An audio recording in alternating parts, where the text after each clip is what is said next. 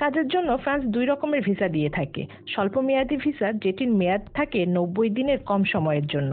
দীর্ঘমেয়াদী ভিসার মেয়াদ থাকে ১ বছরের বেশি সময়। ট্যুরিস্ট ভিসার ক্ষেত্রে ফ্রান্সের জন্য সেনজেন ভিজিট ভিসা পর্যটন, ব্যবসা বা পরিবার ও বন্ধুদের সাথে দেখা করার জন্য প্রদান করে থাকে। সেনজেন ভিসার মাধ্যমে অস্ট্রিয়া, বেলজিয়াম, ফ্রান্স সহ ইউরোপের ২৬টি দেশে স্বাধীনভাবে ভ্রমণ করা যায় এবং সর্বোচ্চ ৯০ দিন থাকা যায়। এই ভিসার মেয়াদ ৬ মাস, অর্থাৎ ৬ মাসের মধ্যে যে কোনো ৯০ দিন ইউরোপের দেশগুলোতে কাটানো যায়। ইউরোপে প্রবেশের প্রথম দিন থেকে দিন গণনা শুরু হয়। ফরাসি দূতাবাসের তথ্য অনুযায়ী সেনজেন ভিসার আবেদন ফি ৯০ ইউরো, যা বাংলাদেশি টাকায় ১১,৯৬৬ টাকা। ৬ থেকে ১২ বছর বয়সী শিশুদের জন্য এই ভিসা ফি ৪৫ ইউরো, যা বাংলাদেশি মুদ্রায় ৫,৯৮৩ টাকা।